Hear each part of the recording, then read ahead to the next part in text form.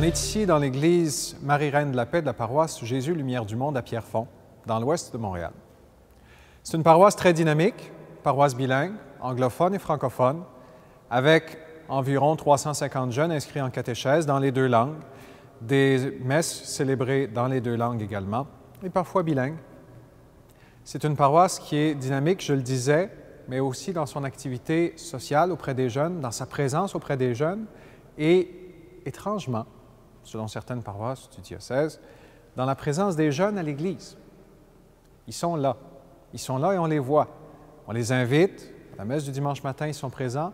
On leur offre aussi beaucoup d'activités. La semaine dernière, par exemple, on était à l'Oratoire Saint-Joseph pour une soirée de prière thésée. Il y avait à peu près 40 jeunes et 20 adultes. Donc 60 personnes en tout. On a des groupes destinés à la jeunesse, que ce soit pour des catéchèses pour les adolescents, 12 à 18 ans, il y a une quinzaine de jeunes, ou plus simplement pour des activités où on leur propose un programme qui inclut, oui, de la catéchèse, mais aussi des activités de formation, des activités de prière et différentes activités autour du développement de la vie chrétienne. On ne veut pas seulement qu'ils soient à la messe le dimanche matin, mais aussi qu'ils vivent leur vie chrétienne dans chacun des moments de leur vie. On est appelés tous à grandir dans la sainteté. La première chose qu'on veut, c'est que ça s'infuse un peu partout dans la vie. Et c'est ce qu'on essaie de montrer à ces jeunes-là. C'est de ça dont on essaie de leur donner le goût. Quand on les emmène, par exemple, visiter une maison de personnes âgées, qui est un peu sur le territoire de la paroisse, tout près, c'est pour les impliquer, pour leur donner le goût de vivre cette vie chrétienne pleinement et jusqu'au bout. Quand on les emmène jouer au hockey sur balle, dans la rue, hockey sur asphalte, c'est aussi pour les impliquer, pour leur dire qu'il y a moyen de vivre cette vie chrétienne jusque dans des activités sportives. Cette vie, vous êtes appelés à l'infuser dans chacun des moments. Cette chrétienté, ce catholicisme, cette religion que vous vivez, vous êtes appelés à la vivre dans chacun des moments de votre vie. C'est à ça qu'on les invite. Mais c'est à ça aussi qu'on invite des jeunes adultes. C'est à ça qu'on invite des gens qui suivent des parcours catéchuménaux. C'est à ça qu'on invite les adultes également dans divers groupes à l'intérieur de la paroisse. Je pense au Chevalier de Colomb, je pense à la Catholic Women's League, qui est très présente dans une paroisse comme ici.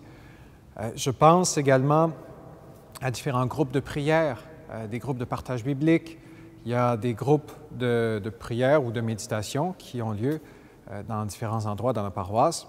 Il y a des petites communautés de prière qu'on a démarrées pour les temps forts, l'Avent et le Carême, où les gens sont invités à méditer sur l'Évangile du dimanche qui vient, en petits groupes, sous un principe de lecture et méditation, ce qu'on appelle la Lectio Divina.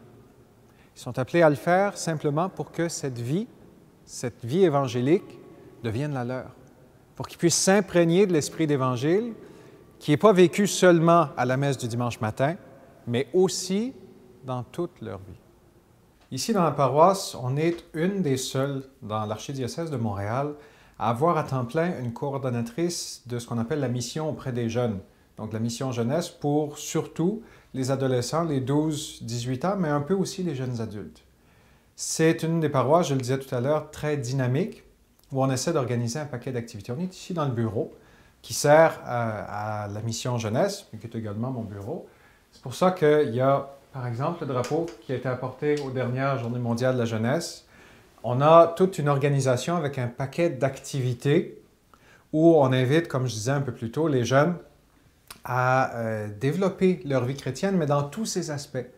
Pas seulement comme servant de messe, mais aussi dans des activités de type caritatif, dans la présence auprès des personnes âgées, dans la présence auprès de leur communauté, dans la réflexion théologique, on pourrait dire, mais chrétienne surtout, en environnement familial, dans le support qu'on peut leur donner dans les activités sportives. Je parlais tout à l'heure de hockey-ball. Il y a des groupes de soccer qui sont organisés l'été, des équipes de soccer. On a différentes activités sportives. On a différentes sorties aussi qui sont proposées aux jeunes.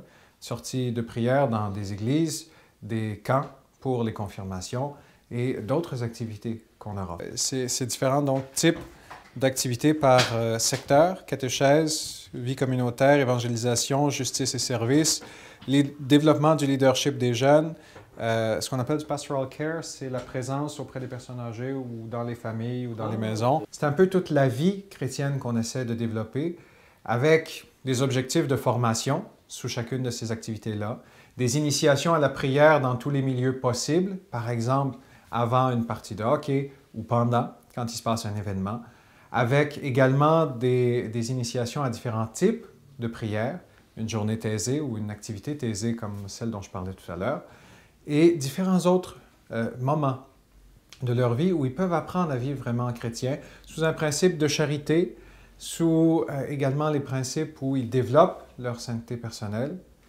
sous des principes où ils peuvent grandir ensemble, en famille, aider les autres, apprendre à faire tout ça chrétiennement.